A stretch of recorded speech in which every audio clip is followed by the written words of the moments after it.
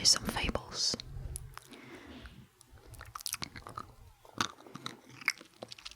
The first one is called The Fox and the Grapes. Maybe that's why I chose purple. Grapes.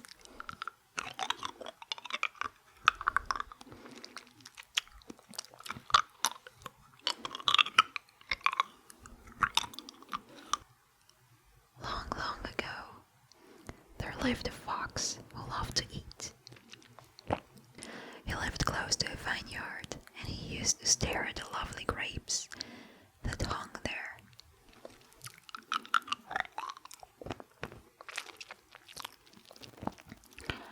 How juicy they look. Oh, I am sure these are stuff that melts in the mouth when you have them. If only I could reach them. One sunny day, the fox woke up and saw the grapes glistening by the sunlight.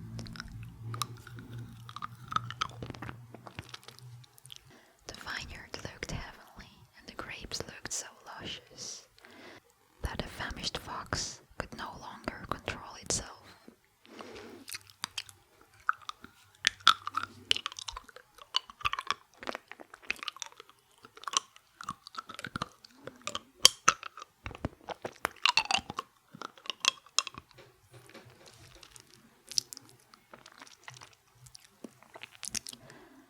He jumped to reach them, but fell down.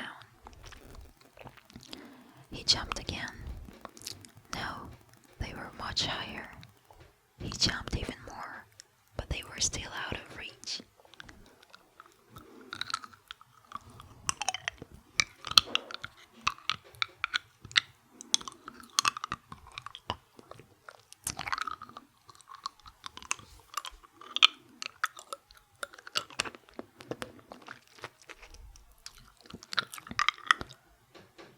He jumped and stretched and hopped, but to no avail.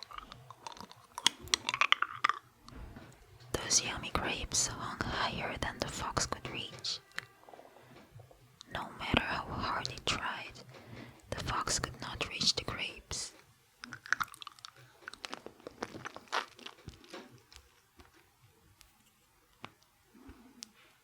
He panted and began to sweat out of exhaustion. Giving up finally, he looked up into contempt and said as he walked away, "Those grapes surely must be sour. I wouldn't eat them even if they were served to me on a golden dish."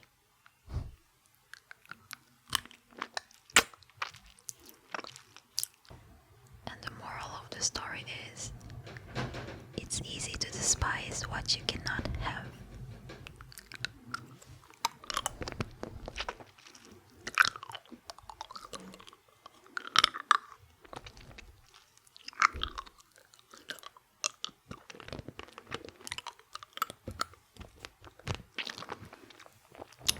The Ant and the Grasshopper. A grasshopper was hopping about in a musical mood. An ant passed by, bearing along with great toil an ear of corn he was taking to the nest.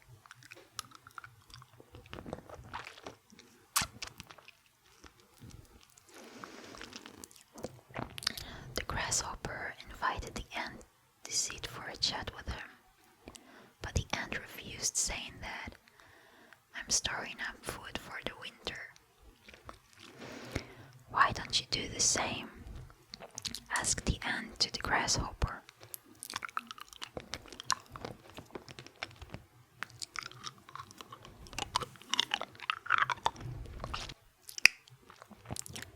"Well, why bother about winter?"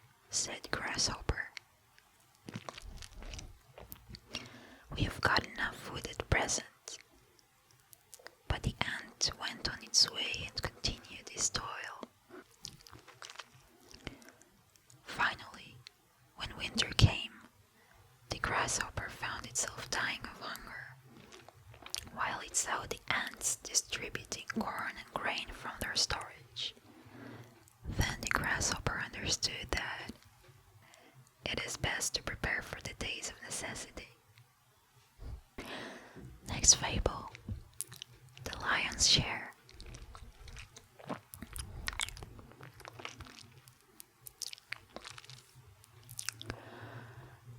One day, a lion, a fox, a jackal, and a wolf went hunting together.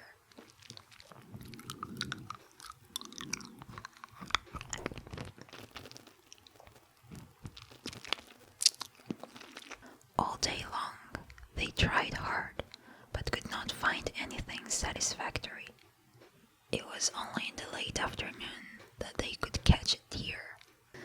The four beasts surrounded the poor animal and killed it as fast as they could. Then they decided to share their food.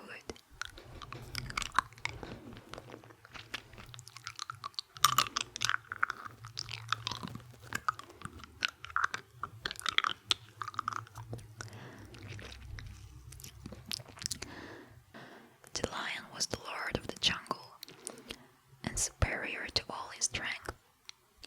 Hence, the other creatures agreed when he proposed to share the food for all. Placing one of its paws upon the dead animal, the lion said,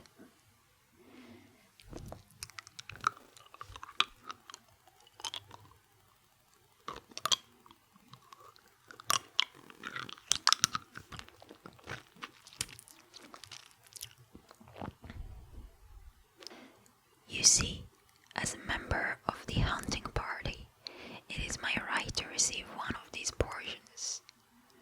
The others nodded in agreement. "But then, I am also the king of beasts, so I must receive a little bit more," he declared. The others looked uneasily at each other. "And besides, I was leading the hunt, so I deserve a little more extra," he proclaimed.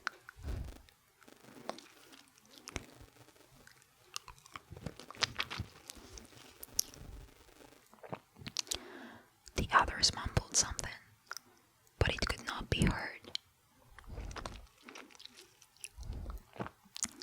"As for the fourth share, if you wish to argue with me about its ownership, let's begin, and we will see who will get it." The others grumbled. They walked away with their heads down. They knew it was pointless to argue about their shares. "You may share the labors of the great, but you cannot share the spoil."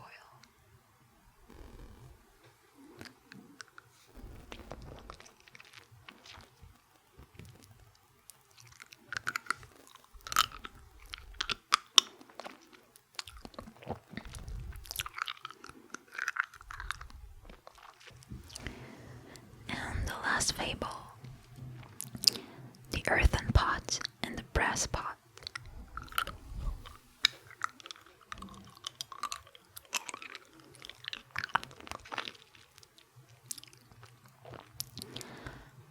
Once upon a time, there was a beautiful stream that flowed by a stony hill. A small village stood by the stream, and the people of this hamlet used its water for their daily needs. One day, two women started to gossip, and forgetful of their belongings, both of them left their pots by the stream. One of the pots was of brass, another of earthenware.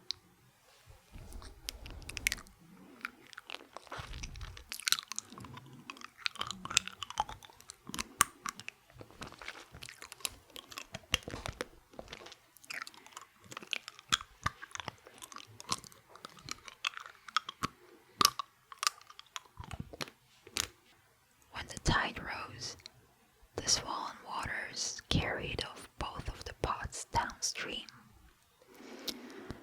The earthenware pot struggled to keep itself away from the brass one. Seeing this, the brass pot called out to the earthen pot, Why are you afraid, my friend? I will not strike you. The earthen pot replied, That is all right, but if I come too close to you, I will break.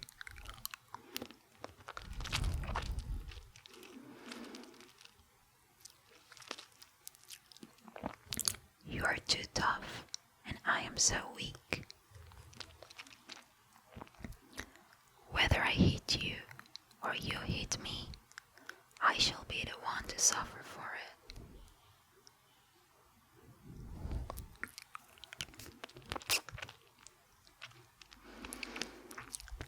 The strong and the weak cannot keep company.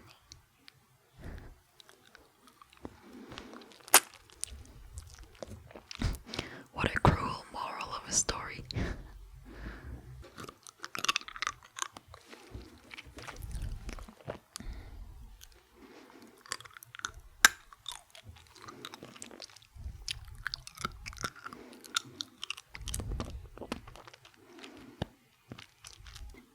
You know what? Maybe I'll read just one more. The tortoise and the hare, which means the turtle and the rabbit. The hare was once boasting of his speed before the other animals.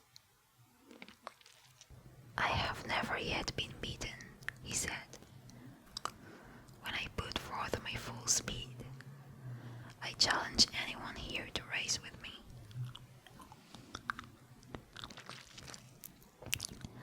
The tortoise said quietly, I accept your challenge. What a brave tortoise. That is a good joke, said the hare. I could dance around you all the way.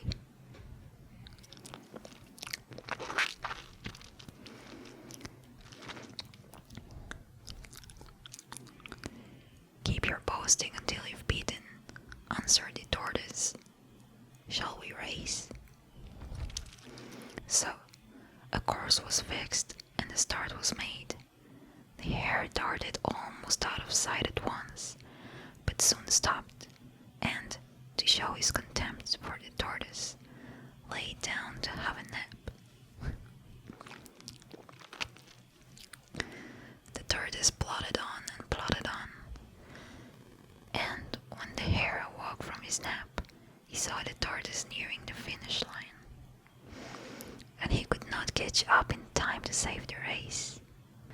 Plodding wins the race.